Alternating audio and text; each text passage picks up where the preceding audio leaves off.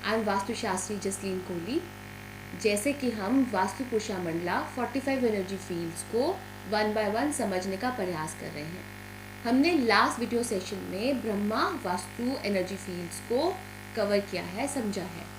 हमने क्या समझा है कि जब भी कोई बिल्डिंग का निर्माण डीपीसी लेवल तक पहुंच जाता है, ब्रह्मा एनर्जी फील्ड उस स्पेस के बिल्कुल बीचों बीच डेवलप होनी शुरू हो जाती है, जिसे कि ब्रह्मस्थान कहा गया है। और फिर जब वो कंस्ट्रक्शन साइट की वॉल्स की जो हाइट है वो रूफ लेवल तक पहुंच जाती है, तो वहाँ पे जो एनर्जी होती है ब्रह्मस्थान की, ब्रह्मा की, वो एक्सपैंड होकर चारों तरफ डायरेक्शंस में फैलनी शुरू हो जाती है। वास्तु पुरुषा मंडला, वास्तु जो ये एनर्जी ग्रिड है, उसका जो सेंटर है ब्रह्म स्थान जहाँ पर है सेंटर में, वहाँ से नॉर्थ की तरफ जो एनर्जी फील्ड डेवलप होती है उसे बुधर के नाम से कहा गया है, और जो ईस्ट की तरफ है उसे आर्यमा, साउथ की तरफ से विवस्वान और वेस्ट की तरफ मित्र कहा गया है। आज के सेशन में हम नॉर्थ की तरफ जो एनर्जी बुधर, जिसे हम बुधर कह रहे हैं, बुधर कहा गया है, उसे समझेंगे। इसे पृथ्वीधर भी कहा गया है। उसके अलावा से शुरू करने से पहले मैं आपको एक चीज़ ज़रूर बताना चाहूँगी कि जैसे हमने पिछले सेशन में ब्रह्मा एनर्जीज़ को समझा था, लेकिन मैंने आपको कोई उसके उपाय नहीं दिए थे। उसकी वजह ये है कि जो ब्रह्मस्थान है उसको छेड़ना नहीं चाहिए जब वो कंस्ट्रक्ट हो जाता है। जो भी रेमेडीज़ हैं मेजरली जो आपको रिजल्ट अच्छे देती हैं, जो शास्त्रों में कहे गए हैं, वो कंस्ट्रक्शन से पहले प्लॉट में की जाती है। ठीक है, फिर भी मैं आपको कुछ ऐसी जो कि कुछ रेमेडीज़ आपको ऐसी दूंगी जो कि बहुत सिंपली टू अप्लाई है, जो कि आप कंस्ट्रक्शन हो गया है, आपने उससे पहले कुछ नहीं किया और आपको लग रहा है कि अब कुछ उससे रिलेटिवली प्रॉब्लम्स या इश्यूज़ आ रहे हैं, तो अब आप क्या कर सकते हैं। जैसे कि ब्रह्मस्थान का जो रंग है वो सुनहरा बताया गया है, राइट। आप कह सकते हैं येलोइश, डार्किश, गोल्डिश येलो कह सकते हैं। आप वैसे रंग का एक मैट रख सकते हैं बिल्कुल ब्रह्मस्थान के स्पेस पर, सेंटर पे, या फिर आप एक स्पॉटलाइट लगा सकते हैं येलो कलर की, सेंटर में ऊपर हैंग कर सकते हैं। ये आप कर सकते हैं, ठीक है। और आगे जितनी भी एनर्जी फील्ड्स आएंगी मैं उनके आपको सभी के उपाय दूंगी, जो इजी टू अप्लाई होंगे मैं आपको वो दूंगी। सभी नहीं दे सकती क्योंकि सबके लिए बिल्कुल मैथमेटिकली, कैलकुलेटिवली उनको करना चाहिए। जो आप इजीली हर कोई कर सकता है, मैं ऐसी रेमेडीज़ आपको दूंगी, राइट। अब हम शुरू करते हैं बुधर एनर्जी फील्ड के बारे में। भू का मीनिंग है, भू के देखिए नाम से पता चल रहा है, भू मतलब भूमि, पृथ्वी, धरती। और धर का मतलब हो जाता है उसे धारण करने वाला, उसका भार उठाने वाला। तो बुधर का यहाँ पर अर्थ हुआ भूमि को धारण करना। इसे पृथ्वीधर भी कह देते हैं, जिसका मतलब होता है पृथ्वी को धारण करना, to hold, to sustain, as a supporter, right.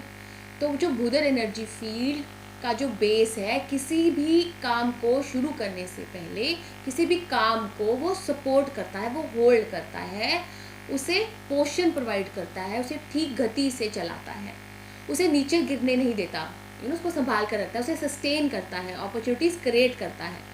जो प्रोजेक्ट्स हैं उसे लगातार गति में रखता है, अपॉर्चुनिटीज़ को अचीव करना, प्रोजेक्ट्स का लगातार चलना, और इन अपॉर्चुनिटीज़ का जो आउटकम है, रिजल्ट है, वो पॉजिटिव आउटकम लेकर आना, वो बुधर का काम है। बुधर एनर्जीज अगर पॉजिटिव होने पर पॉजिटिव होगी तो ये बुधर energy field as a supporter, as a sustainer, as a पालनहार, एज अ आपका पालन करती है, आपको संभालती है, आपके कार्यों को संभालती है।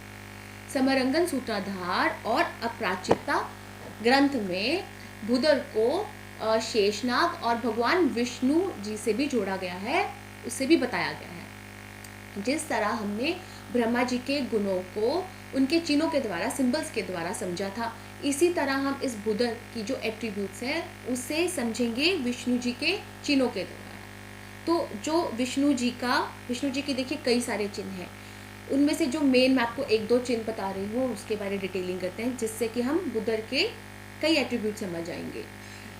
विष्णु जी का जो वाहन है उसे गरुड़ कहा गया है। गरुड़ का मतलब हो जाता है ये मन को दर्शाता है। तो इस बुधर एनर्जी जो फील्ड का शुभ होने से, जब ये शुभ होती हैं ये एनर्जीज, इनकी जो पावर बहुत पॉजिटिव होती है, डेवलप होती हैं, तो जो ऑक्यूपेंट है, मतलब कि जो व्यक्ति है, उसका मन बहुत स्ट्रांग होता है, उसमें पावर होती है, उसका कॉन्सेंट्रेशन, एकाग्रता, उसमें एकाग्रता रहती है, वो भटकता नहीं है उसका मन, ठीक है। भगवान विष्णु जी के 4 मुख भी बताए गए हैं, जो कि बल, ज्ञान, ऐश्वर्य और शक्ति का प्रतीक है, शक्ति को रिप्रेजेंट करता है।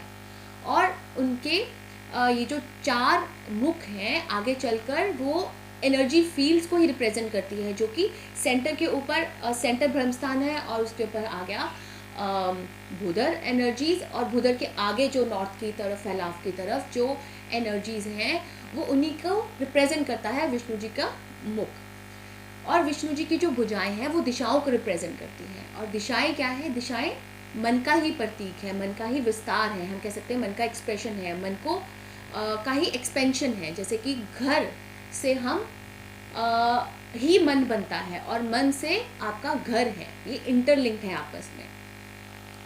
तभी कहते हैं कि अगर हमारा वास्तु सही होगा तो ऑटोमेटिकली हमारा मन, हमारे जो अंदर एट्रीब्यूट्स हैं, जो गुण हैं, वो हम उसको एब्जॉर्ब कर सकते हैं, हम पा सकते हैं।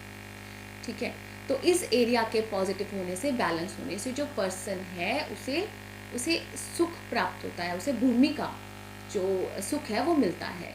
इस पद के एरिया के शुभ ना होने से, दोष होने से जो व्यक्ति है वो, उसका जो मन है वो टिकता नहीं है, वो माया से अधीन रहता है। मीन्स हम कह सकते हैं उसमें माया की कमी रहती है। उसे माया का मतलब हो जाता है वो सभी सुख जो मटेरियलिस्टिक सुखों से हम समझ सकते हैं। लाइफ में फोकस, विजन बार बार बदलता रहता है पर्सन का। लाइफ में जो स्टेबिलिटी है, स्थिरता है, वो नहीं रहती है। अगेन वो भटकाव रहता है उसकी ज़िंदगी में, करेज नहीं होता, न्यू अपॉर्चुनिटीज़ नहीं आती, प्रोजेक्ट सफल नहीं होते। ठीक है, तो ये है भूधर के बारे में। इसकी रेमेडीज, इसके मैं उपाय आपको देना चाहूँगी। देखिए, वैसे तो हर एक एनर्जी फील्ड के शास्त्रों में बहुत सारे उपाय बताए गए हैं। इनकी सुगंध है, इनके रंग है, इनका वनस्पति है। वो तब आपको पता हो सकती है जब आपके पास पूरा ज्ञान हो। उससे पहले अगर मैं आपको बताऊंगी, आप उसका यूज़ करेंगे और वो गलत हुआ तो वो सही नहीं रहेगा। तो मैं आपको ऐसे उपाय दे रही हूँ जो कि आप इजी टू अप्लाई है, कोई भी कर सकता है। और अगर वो थोड़ा सा लेफ्ट राइट हल्का सा 1-2 इंच इधर उधर हो जाता है तो उससे कोई दिक्कत नहीं है। तो मैं आपको ऐसे ही रेमेडीज़ दे रही हूँ, क्योंकि बाकी जो मेन रेमेडीज़ हैं वो प्रैक्टिकली फेस टू फेस मैं आपको समझाऊँ तो हो सकती हैं। तो इसलिए किसी को कोई प्रॉब्लम ना आए, तो मैं आपको ऐसे ही रेमेडीज़ दे रही हूँ जो ईजिली आप यूज़ कर सकते हैं। तो ठीक है, आप इन्हें नोट कर लीजिए। एक तो आप कर सकते हैं लाल रंग का मैट, जैसे कि लाल रंग है बुधर का। और दूसरा आप कर सकते हैं लाल रंग की थैली में आटा रख सकते हैं। ठीक है, देखिए अभी उपाय मत कीजिएगा, 45 डे तक कंप्लीट होने दीजिए। एक चार्ट बना लीजिए अपनी नोट कॉपी में। उसमें क्या कीजिए, आप 45 जिस तरह भी आप नोट्स बना रहे हैं बना लीजिए, और सभी के उपाय लिखते जाइए। जो इशू आ रहा है, जो प्रॉब्लम आ रहा है, जब वो सही पकड़ में आ जाएगा उसके बाद देखिएगा कि कौन सा उपाय आपको करना है। ठीक है, तो इतना पेशेंस रखिएगा कि 45 एनर्जीज कंप्लीट हो जाएं। ठीक है, तो चलिए अब हम अपने अगले सेशन में मिलते हैं। आर्यमा।